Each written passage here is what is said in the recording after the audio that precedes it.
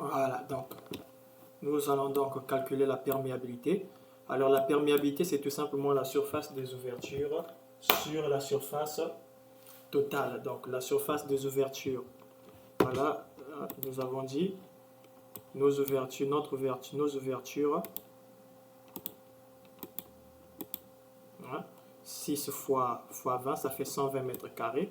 Voilà. 6 fois 20, 120 mètres carrés, plus un demi de 20 fois 1. Voilà. Ça va nous donner quoi? Ça va nous donner 10. Voilà. Donc 120 plus 10, ça fait 130. OK. Et donc, nous avons tout simplement, voilà, comme perméabilité, puisque les baies, nos baies font donc 24 mètres carrés, donc 6 fois 6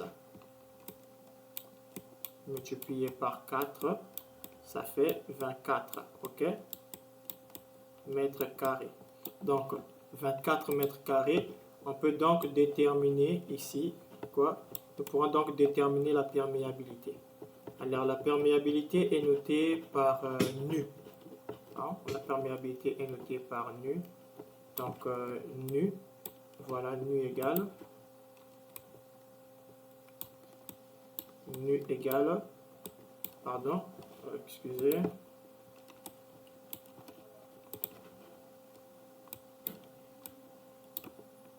Nu égale, voilà, surface des baies, voilà, sur la surface totale de la façade. Ce qui va donc donner quoi?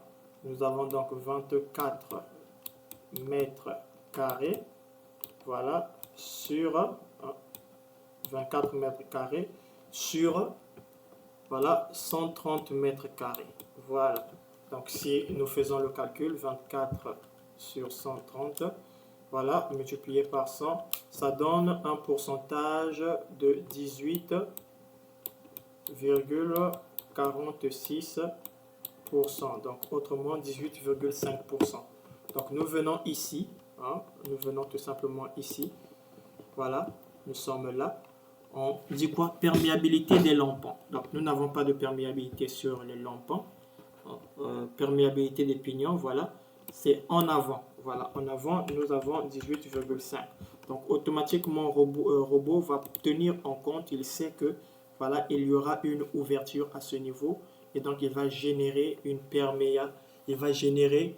Il va tenir ça en compte, voilà, dans l'exercice ou dans l'application des actions de vent. Voilà, nous avons donc fini, hein, avec tout ce qui était à l'avant. Voilà, nous avons tout généré. Et nous pourrons donc venir ici, générer la 3D. Alors, générer la 3D, ce n'est pas encore fini. Nous sommes là. Voilà. Ce que nous devons faire. Je pense que voilà ce que nous devons faire. Première des choses, position des portiques. Nombre de portiques. Ici, pignon. Qu'est-ce que nous devons faire? Les barres copiées seulement dans les portiques pignons. Ce sont les portelets. Nous avons juste besoin qu'ils puissent nous copier les portelets sur les portiques pignons. Voilà. Il n'y aura pas de portelet intermédiaire. Voilà. Donc, autre chose, alors nous allons ici placer des listes de bardage. Liste de bardage UAP. On vient, on clique appliquer. Alors, comment est-ce que nous allons les placer? Donc, quand nous parlons de relatif, c'est-à-dire nous pourrons déterminer par pourcentage. On peut lui dire que voilà, tu vas repartir sur peut-être 20%. Quand on part pendant 20%, je prends 20% par exemple de 6 mètres, donc 6 fois 0,2. Donc, tous les 1,2 mètres, il va placer, tous les 1,2 mètres, il va placer une liste. Voilà. Alors, nous n'allons pas aller dans ce sens. Nous allons aller en absolu, c'est-à-dire nous allons préciser les valeurs. Donc, la première valeur, nous allons lui dire, laisse-nous 0,5. Voilà, tu nous places la première liste à 0,5. Et après 0,5, donc on va faire 6 mètres moins 1 mètre. Hein, c'est-à-dire nous allons retirer 0,5, 0,5 des deux côtés. 6 mètres moins 1 mètre. Et après, nous allons placer des listes de 1,25 m. Donc, on aura 1,75 m. On fait maintenant le cumul. 1,75 m plus 1,25 m, ça fait 3 mètres.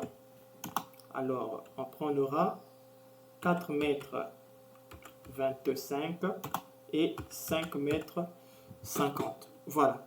Donc, ici, nous avons, voilà, et voilà un peu comment est-ce qu'il a placé. Vous allez voir, donc vous voyez un peu comment est-ce qu'il a placé. Et nous venons ici, nous avons fait une copie pour ne pas répéter la même chose. On fait tout simplement une copie. Voilà. Donc la copie a été faite. Nous avons placé nos listes de bardage. On vient encore à section et nous venons changer ici pour dire panne IPE appliqué. Voilà. L'avantage c'est que voilà, ici il génère déjà automatiquement les pannes suivant l'inclinaison du versant. Voilà, donc les pannes, comment est-ce que nous allons repartir les pannes? Ici, nous avons une longueur de 10,05, donc presque 10 mètres. Qu'est-ce qu'on peut se dire? On va aussi se dire, nous allons aussi aller en absolu. On va dire, bon, tu nous laisses 0,5 de ce côté. Voilà, 0,5 de ce côté. Tu peux nous laisser 0,5 de ce côté. Attendez, on va voir. J'espère pour moi que nous avons toujours du temps. Oui, si nous avons suffisamment de temps. Voilà. Donc 0,5 de ce côté. On va nous laisser, on va voir qu'est-ce qu'on peut dire. Non. Voilà. On peut aller sur du 0,5. Nous avons 10 mètres et après on lui demande également d'espacer de 1,25. Voilà. 0,5, 1,25. Donc si on prend 10 moins 1 mètre,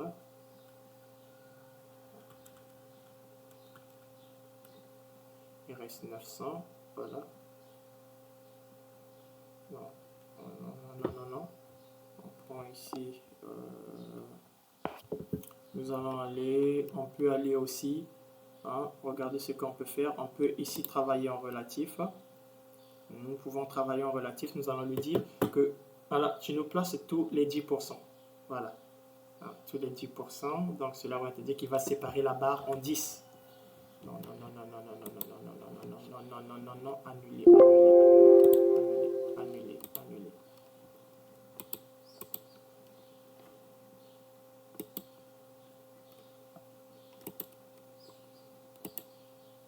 Voilà.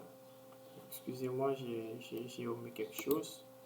Voilà, donc ici, nous allons lui demander, tu vas tout simplement nous séparer la barre en 10. Alors 10 ce serait beaucoup. On va donc aller sur 5. Donc 5. Donc c'est comme s'il va repartir. Non. On va aller sur 10. Donc 0. Voilà. On n'est pas en absolu. En absolu, ce sont les distances. Ici, ce sont les pourcentages. Donc on va dire 0,1, 0,2, 0,3. 0,4, 0,5, 0,6, 0,7, 0,8, 0,9 et 1. Donc voilà, on va voir un peu ce que ça donne. Nous allons un peu voir ce que ça donne.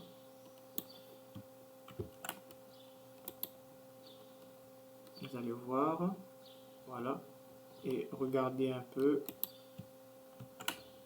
juste pour voir. Est-ce que vous voyez, donc vraiment il a, voilà, donc ce qui fait que nous n'avons pas de, voilà, panne fêtière. Donc nous allons revenir pour changer un peu les choses.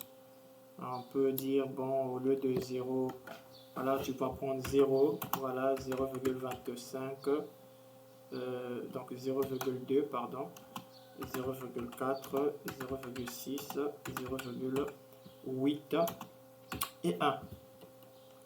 Voilà, on va un peu aller dans ce sens là. Voilà ici comment il a reparti.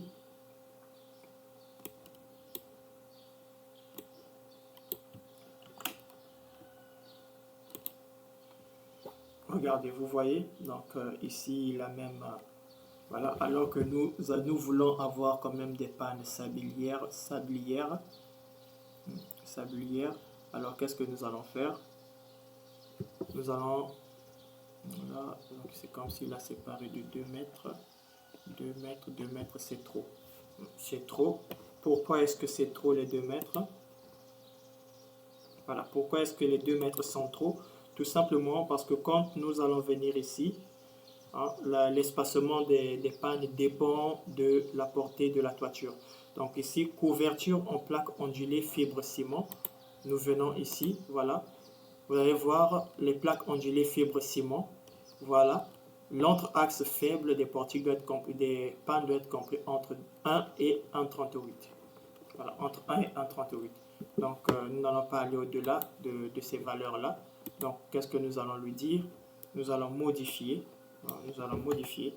On va dire 0, 0,1, voilà, 0,2, 0,3, 0,4, 0,5, 0,6, 0,7, 0,8, voilà, 0,9 tout simplement. Hein, nous n'allons pas, voilà, je pense que c'est ça, et 0,9, voilà. On va essayer de faire cette copie là, voilà, on l'emmène ici, là 0,1, 0,9, ok. Et ici, si nous faisons la même chose, qu'est-ce que nous aurons? Voilà. Voilà, nous constatons toujours qu'au niveau vraiment de, voilà, au niveau de la panne fêtière, nous sommes toujours à, bon, bref, c'est pas un problème, hein, nous pourrons régler ça, voilà. Donc voilà un peu déjà, et nous pourrons donc générer la 3D.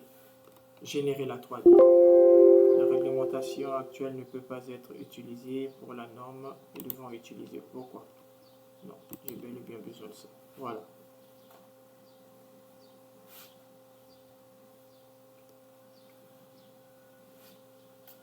Voilà, il génère, il génère, il génère, il génère.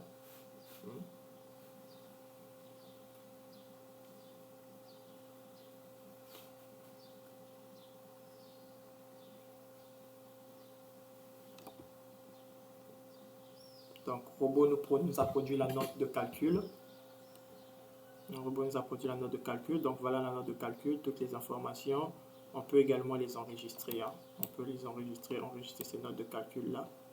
Ah, voilà, je pense qu'elles sont déjà enregistrées.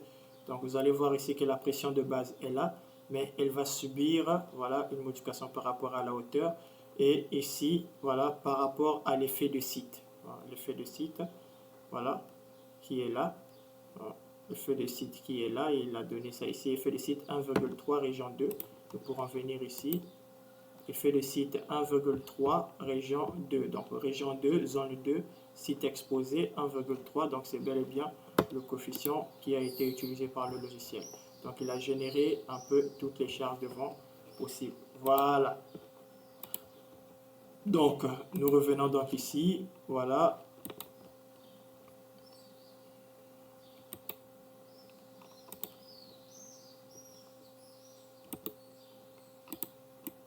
Voilà notre structure.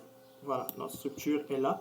Nous allons l'enregistrer et à nous revoir la prochaine vidéo pour, voilà, plus pour d'autres parties importantes. Donc, voilà.